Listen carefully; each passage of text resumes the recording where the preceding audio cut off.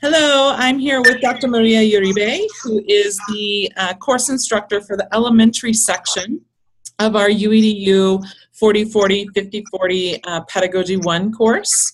And she's going to share a little bit of an overview with us. So, Maria, what are the big ideas or key learnings that you really want our candidates to walk away with from the PED 1 course? So the PED 1 course goes from the smallest detail that is going on in the classroom to the big idea of developing a lesson plan. We don't touch on the unit lesson plan yet. It's going to be in PED 2, but we just do the lesson plan. So when I say the smallest detail about pedagogy is just how to make sure that you are culture responsive around how you talk to kids, how you relate with children.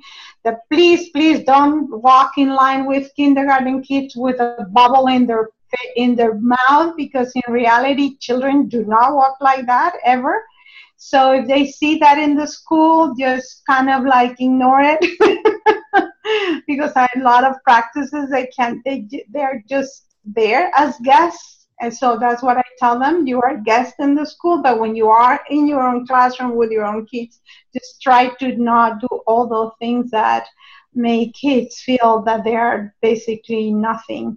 And then goes through from that detail to the big idea of backwards designed, formative and summative assessment, the CREED standards, the learning theories, the multiple intelligences, how to plan a lesson following the checklist that the UCT program has developed for them.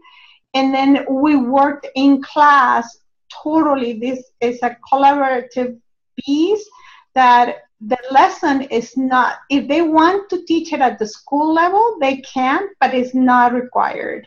So it's a lesson plan that they developed. So the first assignment, do you want me to talk about the assignments right now? Yeah, if you want to describe anything really connected. So the first assignment is basically in a creative way to tell me what are the main concepts that we have learned in class. So they develop that, and they have done great things. They do plays, they do poems, they do games, and it's basically to check their understanding around all the main topics for the class. The second assignment is to design a lesson plan, but it's in a group. So they work in class, and we go over the checklist, and we go for each of the elements. So how to address language, how to address kids who struggle, how to address kids who some have some behavior issues, how all of those pieces around the classroom. So we plan that lesson, and they plan it as a group, and they submit that on live text. And then the last assignment basically is the lesson plan individual. So they have to plan a lesson addressing all the same pieces. They basically covers the same thing as the assignment 2, but it's individual. And then another piece that happens in the pedagogy class is that we have created a space for them to plan and write and develop and receive feedback from their peers around the PLAs. So they have 2 sessions in which they have the whole session to talk about what they're going to do for their PLA and plan, and we give them feedback, and I give them feedback, and we all give each other feedback. Then they go, the next following class is an online class, and it's basically for them to prepare to write or whatever they're going to do at that PLA.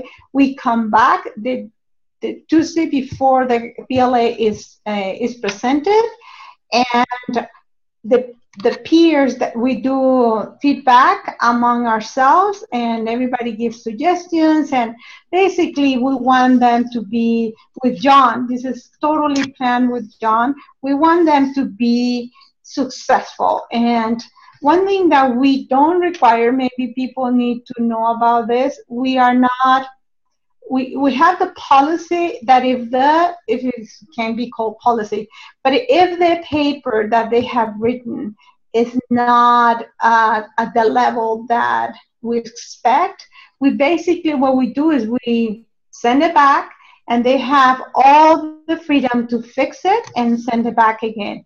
We don't take points away. There's no punishment for doing that. Basically, our goal is for them to learn. And so the better they do it, and the more, and if they are motivated to do it, they're going to do great.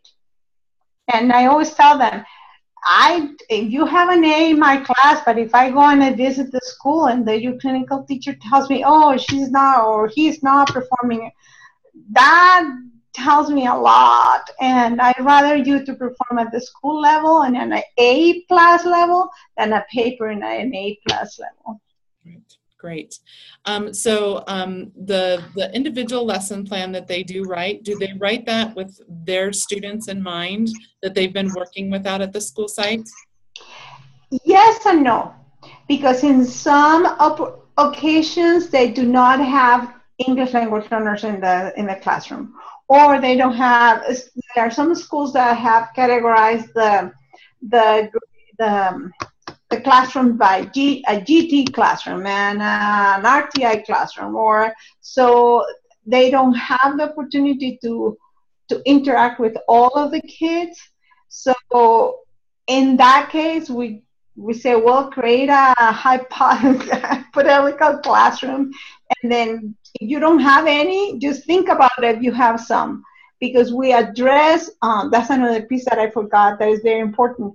We address the WIDA standards, and Dr. Nancy Cummins, she comes twice in 2 sessions, and she addresses all the things about how children learn into languages, and all. She does an amazing job giving them a lot of knowledge and a lot of background on how the students learning into languages. Great, great. And is there anything that you would like to ask the site teams to support that would be most helpful in helping our teacher candidates really garner a stronger understanding of this lesson level planning, instruction, assessment?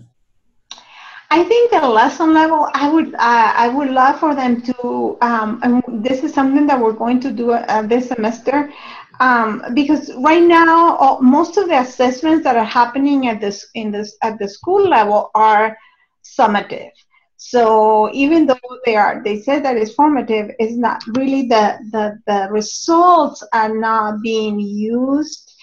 And the way they're not individual. They don't sit with the child and listen to the child. Most of the assessments right now are in the computer, so there's no time for the teacher candidates to sit down and assess a child in whatever subject and analyze the child. So that would be nice if they could provide that, and if the teacher candidates can give them feedback about that, because we're going to do that in class, but it will be nice to talk about their experiences.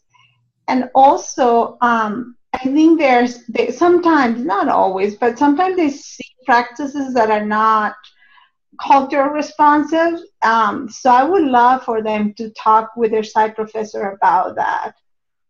If they can just think about it, just food for thought when they see things that don't look good for them. Great. Thank you. Okay.